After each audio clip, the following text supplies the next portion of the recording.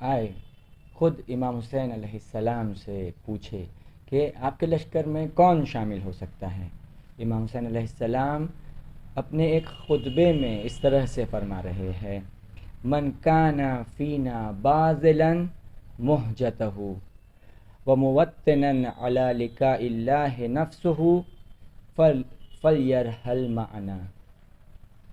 جو بھی اپنے پورے وجود کے ساتھ پوری طرح سے اپنا سب کچھ اپنے زمانے کے امام کے لیے قربان کرنے کے لیے آمادہ ہو، خود کو خدا کے دیدار کے لیے جس نے آمادہ کر لیا ہو، صرف اور صرف یہ وہ شخصیت ہے جو امام کے ساتھ سفر کر سکتی ہے، جو امام کے کاروان میں اپنے آپ کو قرار دے سکتی ہے، جس نے اپنے آپ کو امام کے لشکر میں شامل کر لیا ہے۔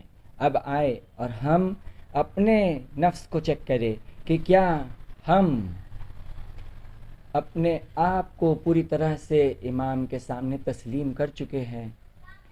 کیا میں امام کے چاہت کو خود کی چاہت پر اولویت اور پرائیورٹی پرووائڈ کرتا ہوں؟ یہ آئے ہم اپنے نفس سے پوچھے۔ اگر انہی 10 دنوں میں ہم نے اگر اپنے آپ کو امام حسین تک پہنچا دیا تو ہم اپنے زمانے کے امام کے ناصروں میں سے ہو گئے۔ اگر میں اس پوری امت کی اصلاح کرنا چاہتا ہوں، اسے پروگریس کی طرف آگے بڑھا کر لے جانا چاہتا ہوں، امام کی مدد کرنا چاہتا ہوں اور فیلڈ میں ورک کرنا چاہتا ہوں، میدان میں اتر کر کام کرنا چاہتا ہوں، الگ الگ پروجیکٹس ہے جس پر کام ہو رہے ہیں، میں کتنا اپنا وقت دے رہا ہوں، میں کتنا اپنا پیسہ دے رہا ہوں، میں کتنے اپنے بچوں کو اس کام میں لگا رہا ہوں، یہ سارے کوشچنس مجھے کرنے ہیں اور جلد سے جلد اپنے آپ کو امام کے لشکر میں شامل کرانا ہے۔ ہاں عزاداروں اور مومنوں، آج دیکھیے ہم دیکھتے دیکھتے 8 محرم تک آ گئے۔ اب ہمیں بہت جلدی فکس کرنا ہے کہ ہم کہاں کھڑے ہیں اور ہمیں کہاں جانا ہے۔ دیکھیے امام حسین علیہ السلام فرماتے ہیں کہ یہ وہ راستہ ہے جس پر وہ چل سکتا ہے جس نے اپنی پوری جان کو امام کے لیے آمادہ کیا ہو۔ کیا ہم اپنی جان کے ساتھ آمادہ ہیں؟ اسی طرح سے جیسے کل کی کلپ میں بیان فرمایا تھا کہ والمستشہدین بین یدیہ، کیا میں نے اپنے نفس کو آمادہ کیا ہے کہ میں امام کے ہاتھوں پر شہید ہوں گا؟ کیا میں آمادہ ہوں اس بات کے لیے کہ میں امام کے ہاتھوں پر شہید ہوں؟ اگر میں اس بات کے لیے آمادہ ہوں تو میں امام کے ساتھ حرکت کر سکتا ہوں، تو میں امام کے ساتھ ہوں۔ اسی طرح سے جس طرح سے ہم زیارت عاشورہ میں پڑھتے ہیں کہ ان یجعلنی معکم فی الدنیا والآخرہ، امام کے ساتھ قرار دے پروردگار مجھے اس دنیا میں اور آخرت میں۔ تو بس ضروری یہ ہے کہ ہم امام کے ساتھ ہو جائے۔ کون ہے جو امام کے ساتھ حرکت کرے گا؟ وہ خود کو شامل کر لے اس کاروان میں۔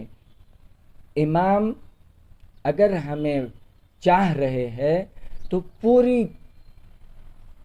وجود کے ساتھ، پورے ہستی کے ساتھ ہمیں چاہ رہے ہیں، اور یہ جو چاہ رہے ہیں وہ اس لیے چاہ رہے ہیں کہ تاکہ ہماری روح کو وہ خداوند متعال سے ملا دے، ہمارے روح کو رشد دلائے، ہمیں بلندیوں پر لے کر جائے۔